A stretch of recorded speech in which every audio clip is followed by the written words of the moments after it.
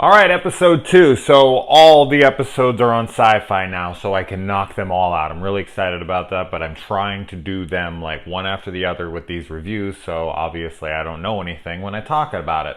Not a ton happened in this episode to talk about, so this will probably be pretty quick here.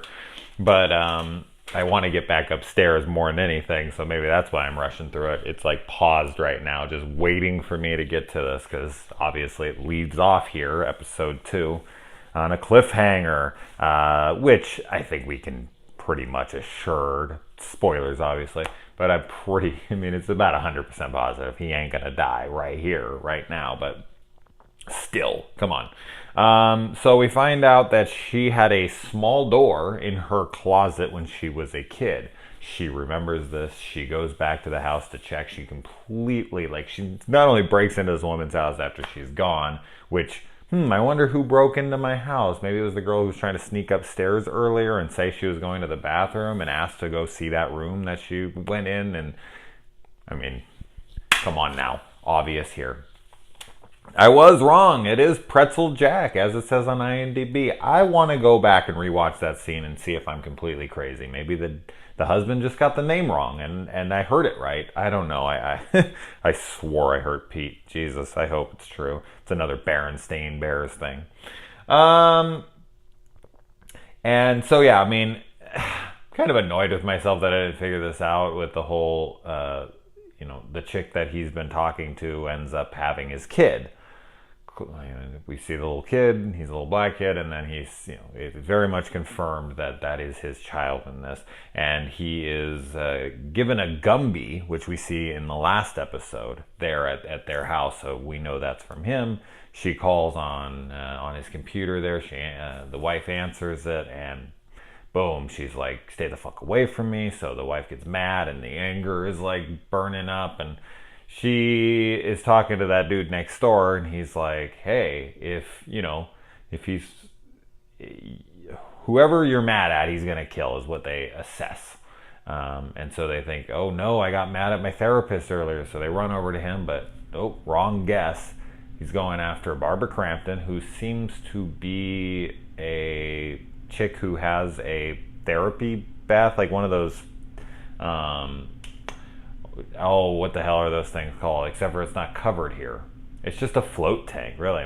It's just a float, but this isn't a covered one. I've done those before. What the hell can't I think of what those are called right now? Whatever, it doesn't matter. But she has that. She's like has footage. She's like looking in the dressing room and masturbating. You don't see that flip side of that very often, where a woman is being the creep and jerking off to some dude taking his clothes off in a back room. It's always guys. So it was nice to see a little bit of a change there. And Barbara Crampton is 60 years old and still so hot. Jesus Christ, man, the woman is incredible. Crampton is definitely not the mom. I mean, from what I could tell, her last name is not the same as the other chick. The other chick's last name is Winters, and her last name is Moss. So I guess he's just going over there to float and to talk to her. Maybe she's got some kind of therapy to her herself. I don't know.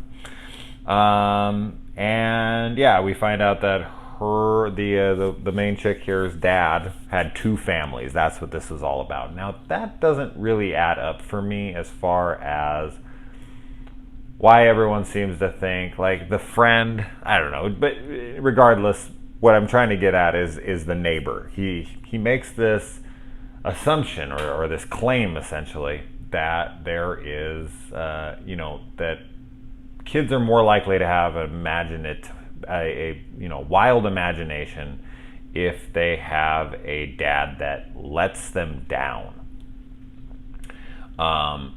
And then she divulges to him that he had a different family behind their back. And he's like, oh, I didn't know. And it's like, you didn't know? Then why the hell did you just say that? Were you just fishing? Or are you just being like, well, I mean, you probably have a shitty father. And for him to not know that, I just saw his signs around town. You saw his signs around town? You don't even know this woman. Like, the only thing you know is her last name. and her last name is like super common. So I don't know. That just didn't make sense to me at all. I'm really kind of lost on that. I don't know. So I don't know if he's just full of shit. He's got to be. Something's up with him. Unreliable is the word that he uses. There we go. Oh man, frickin' Pretzel Jack. His spider walk from Exorcist is fucking scary, man. When she shoots him and he just from behind, he falls to the ground and then he just comes up and spider walks at her really fast and she's just shooting into him. That is some freaky ass shit, and it was awesome. Yeah, I mean, I don't really have any huge guesses right now. I know that it's just fucked up that, you know, her dad leaves her for another family, chooses the other family. The husband pretty much outright says, like, I'm not your father, and he fucking is.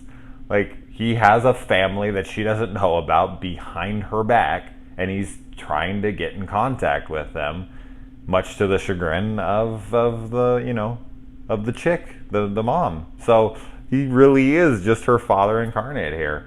Oh man, that's some shit right there. We also find that there is a body inside of the door that she opens up in her little room. Now, who the hell's body that is, I do not know. Yeah, I mean, maybe some kid that she used to play with, or yeah, somebody who pissed her off when she was a kid.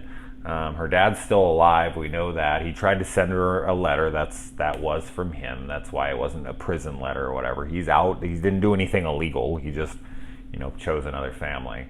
But who would be in that little room there? Ooh, I don't know. But we shall see. I'm going to go watch it. All right.